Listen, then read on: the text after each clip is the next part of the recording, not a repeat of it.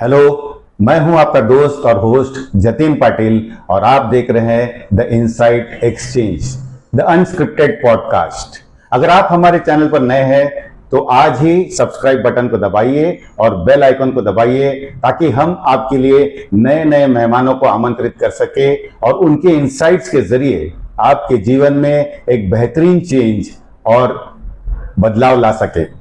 तो आइए आज के इस एपिसोड में हम आपको रूबरू कराने जा रहे हैं इंश्योरेंस और म्यूचुअल फंड की दुनिया के बेताज बादशाह श्री किरण जगनाड़े जी से।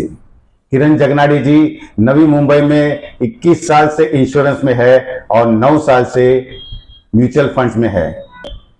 Hello Kiran ji, welcome to the insight exchange. Thank you so much Jatin ji, आपने मुझे द इनसाइट एक्सचेंज में इनवाइट किया। और मेरा नाम किरण जगनाड़े, पिछले 21 साल से ये इंश्योरेंस इंडस्ट्री में हूँ। काफ़ी उतार चढ़ाव देखे इसमें, और इसमें मेरे pass life insurance, health insurance और म्यूचुअल फंड, ये तीनों का कॉम्बिनेशन लेके मैं आज मार्केट में पिछले 21 साल से काम कर रहा हूँ। ठीक है, आज के डेट में अवेयरनेस का बहुत ही प्रभाव ये है। आज बहुत लोगों को अवेयरनेस नहीं है म्यूचुअल फंड के रिलेटेड, हेल्थ इंश्योरेंस के रिलेटेड। लोगों के पास पैसा बहुत है, लोग पैसा कमा रहे हैं, मगर वो प्रॉपरली पैसा मैनेज कैसे करना है आज के डेट में, वो लोगों को अवेयरनेस नहीं है। जैसे कि आज के डेट में लोगों के पास काम कर रहे हैं, पैसा कमा रहे हैं, मगर इसमें वो पैसा जो कमा रहे हैं उसमें उसको कैसे यूटिलाइज करना है, मैनेज करना है, इसका ज्ञान लोगों के पास नहीं है। आज हेल्थ इन्शुरन्स काळाची गरज आहे। हेल्थ इन्शुरन्स मध्ये आजच्या डेटला असं आहे की तुम्ही पैसा कमवताय, पण एक आजार तुमच्या फॅमिलीला बँकरप्सीकडे घेऊन जाऊ शकतो। ही महत्त्वाची गोष्ट आहे जी आजच्या डेटला लोकांना माहिती नाही। एक सिंगल आजार तुम्हाला बँकरप्ट करू शकतो। त्याच्यासाठी एकच सोल्युशन आहे, तुमचं हेल्थ इन्शुरन्स असणं गरजेचं आहे। तुमची फॅमिली पूर्ण कव्हर करणं, त्याच्यामध्ये तुमचं टर्म इन्शुरन्स असणं, सायमल्टेनियसली तुमचं फायनान्शियल इंडिपेंडन्सी जी आहे ती येणं। त्याच्यामुळे फायनान्शियल इंडिपेंडन्सी कधी येईल, जेव्हा तुम्ही कमवलेला पैसा हा प्रॉपरली युटिलाइज केला जाईल, प्रॉपरली इन्व्हेस्ट केला जाईल। त्याच्यामध्ये आजच्या डेटला मार्केटमध्ये भरपूर टूल्स आहेत, लाईक म्युच्युअल फंड। आज म्युच्युअल फंड मी गेले 9 वर्ष करतोय। म्युच्युअल फंडमध्ये लोकांना अवेअरनेस एवढा देतोय की त्याच्यातनं खरंच तुमची फायनान्शियल ग्रोथ होऊ शकते। थोडं एक्झाम्पल द्या ना।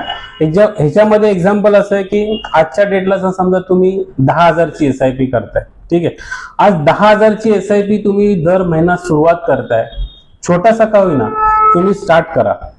आज तुम्ही फायनान्शियल इंडिपेंडन्सी येण्यासाठी तुम्ही 10,000 ची SIP करताय आणि ती जर तुम्ही 5 वर्ष करताय, ठीक आहे, 5 वर्ष जर तुम्ही कंटिन्यू करताय तर तुमची डिपॉझिट अमाऊंट ही 6 लाख रुपये होते, इन्व्हेस्टेड अमाऊंट। त्याच्यावर तुम्हाला पॉवर ऑफ कंपाऊंडिंगच्या हिशोबाने एक 2,74,000 रुपये रिटर्न्स व्हॅल्यू मिळते। टोटल व्हॅल्यू होते 8,74,000 रुपये। ती जर तुम्ही थोडीशी अजून 5 वर्ष जर वाढवली इन्व्हेस्टमेंट, तर तुमची इन्व्हेस्टमेंट व्हॅल्यू होते 12 लाख रुपये, आणि त्याच 12 लाखाची व्हॅल्यू होते जवळजवळ रिटर्न व्हॅल्यू 14,34,000 होते आणि टोटल व्हॅल्यू 26 लाख रुपये होते।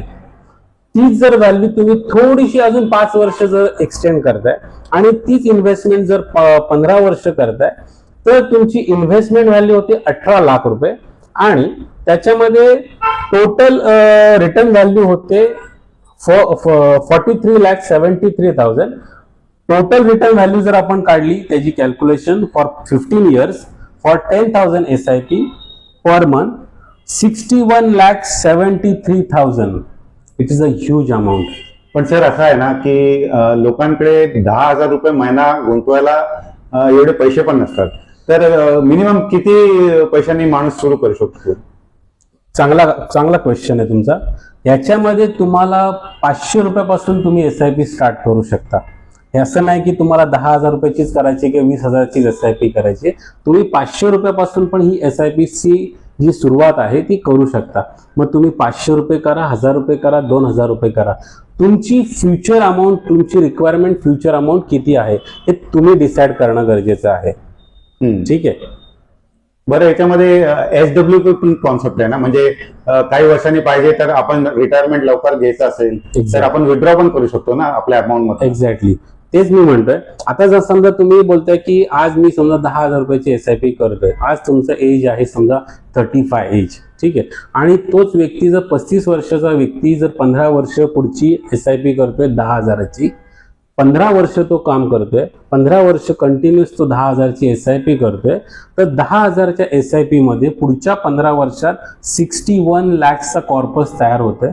हाच 61 लाखचा जो कॉर्पस आहे तो कन्वर्ट करू शकतो तुम्ही SWP मध्ये. त्याच्यामध्ये 8.4%च्या हिशोबाने 60 लाख रुपये जर आपण SWP मध्ये टाकतोय तर त्याच्यामध्ये तुम्हाला 42,000 रुपीज पर मंथ SWP येऊ शकते. अच्छा, म्हणजे आपण रिटायरमेंट लवकर घेऊ शकतो. एक्झॅक्टली. तुम्ही चॉईस करू शकता की तुम्हाला रिटायर्ड कधी व्हायचंय. आज गव्हर्नमेंटचा जो सेगमेंट आहे की तुम्ही 58 ला रिटायरमेंट घेऊ शकता, ठीक आहे, पण इथे तुम्ही तुमची फायनान्शियल इंडिपेंडन्सी आहे ती तुम्ही डिसाईड करू शकता. याच्यामध्ये तुम्ही तुमची रिटायरमेंटची डेट आज फिक्स करू शकता तुमच्या SIPच्या थ्रू. किरण सर, एक प्रश्न असा आहे की लोक इन्व्हेस्टमेंट म्हणजे म्युच्युअल फंड मध्ये 10 वर्ष किंवा 15 वर्ष मिनिमम करायला लागते किंवा ऍटलीस्ट मिनिमम 5 वर्ष तर करायलाच लागतं. लोकांना तेवढा पेशन्स नाही आजच्या काळामध्ये. लोकांना फटाफट पैसे पाहिजे असतात. तर हे म्हणजे काही लोक काय करतात की सुरू करतात पण लगेच मग थोडंसं मार्केट डाऊन झालं तर पॅनिक मध्ये येतात आणि एक लगेच विड्रॉ करून टाकतात. तर त्यांना काय गायडन्स आहे, म्हणजे त्यांना पेशन्स ठेवायला पाहिजे, आहे की नाही? ऑब्व्हियसली तुम्ही सिनारिओ आज 1980 पासून जो मार्केट चालू आलेला आहे, ठीक आहे, सेन्सेक्स हा 100 रुपयांनी चालू झालेला आहे, 100 पॉईंटनी चालू झालेला सेन्सेक्स आज 2025 मध्ये आपण आलेलो आहोत आणि 2025 मध्ये जो सेन्सेक्स आहे 80,000वर, ठीक आहे. तर ह्याच्यामध्ये तुम्ही प्रत्येक 5 वर्षाचा जर सिनारिओ काढला तर प्रत्येक 5 वर्षामध्ये 2 ते 3 असे सिनारिओ येतात जे तुम्हाला असं वाटतं की आता पूर्ण रिसेशन आलाय, मार्केट पूर्ण कोलॅप्स झालाय. त्याच्यामध्ये आपण 2008ला 8चा रिसेशन बघितला. इव्हन आता रिसेंटली आपण 2020चा कोरोनाचा पॅन्डेमिक बघितला. या पॅन्डेमिकमध्ये पण आज जो 45-46 हजारावर मार्केट होता तो डायरेक्ट 25,000वर आलेला आहे. त्याच्यामुळे त्याच्यानंतर आज 86 ला गेलेला मार्केट परत आपण 75ला बघितलेला आहे, जे ड्यू टू रशिया युक्रेन युद्धामुळे. तर हे जे काय पॅरामीटर्स असतात युद्धाचे किंवा कुठल्या पॅन्डेमिकचे किंवा कुठल्या रिसेशनचे किंवा टॅरिफचे, तर हे जे असतात हे टेम्पररी असतात. त्याच्यामुळं कुठल्याही माझ्या इन्व्हेस्टरने घाबरून न जाता तुम्हाला slow and steady win the race आपण म्हणतो तसंच हा प्रकार आहे. तुम्हाला फक्त इन्व्हेस्टेड राहायचं आहे. कोणत्याही प्रकारचं घाबरून जाण्याची ह्याच्यामध्ये कोणतीही हे नसते. होप्स म्हणजे तुम्ही होप्स ठेवणं गरजेचं आहे. तुम्हाला लॉंग टर्मला जर तुम्ही इन्व्हेस्टेड राहिलात तर फ्युचरमध्ये तुमचा कॉर्पस 100% बनतं. फक्त तुम्हाला इन्व्हेस्टेड राहायचंय पुढची 5 वर्ष, 10 वर्ष, 15 वर्ष. बरं, आपल्या यंग जनरेशनला म्हणजे इमिजिएटली जसंच आपण जॉबला लागतो त्या लोकांसाठी एक चांगला मेसेज द्या जेणेकरून ते इन्स्पायर होतील आणि इन्व्हेस्टमेंट आजपासून सुरू करतील.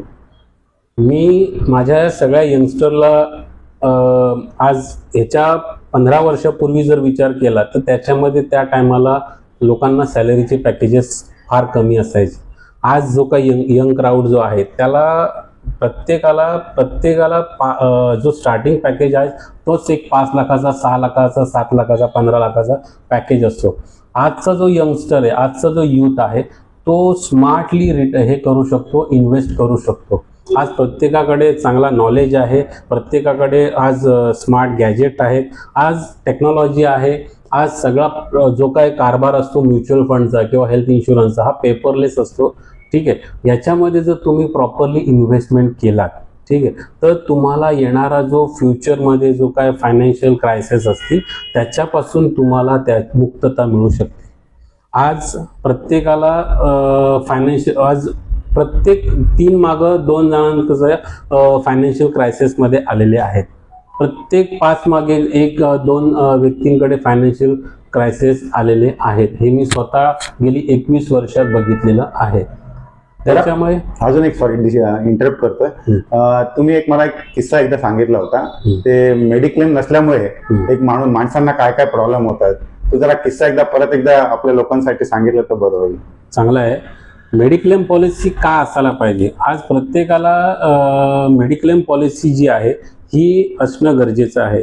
कधी कुठल्या व्यक्तीला कोणती आजारपण येईल, कोणत्या व्यक्तीचं कधी ॲक्सिडेंट होईल, किंवा कुठल्या व्यक्तीला कोणत्या प्रकारच्या आजारपणातनं, मग लाईक कॅन्सर आहे, तुम्हाला ब्रेन हॅमरेज आहे, तुम्हाला पॅरालिसिस आहे, तुम्हाला मेजर ॲक्सिडेंट्स आहेत.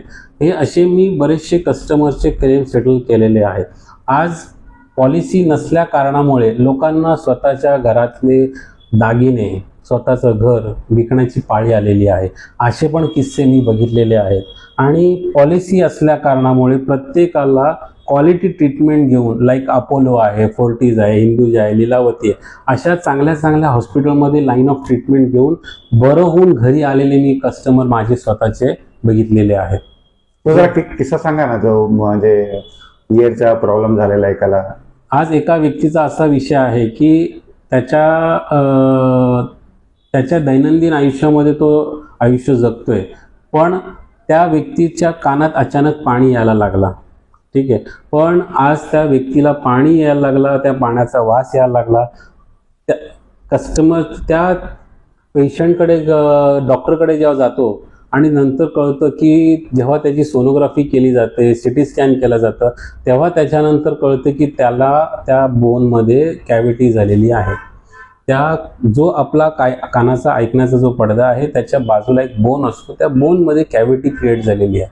आज ती कॅव्हिटी जी आहे त्याची सर्जरी करण्यासाठी लागणारा खर्च हा 1,10,000चा आहे.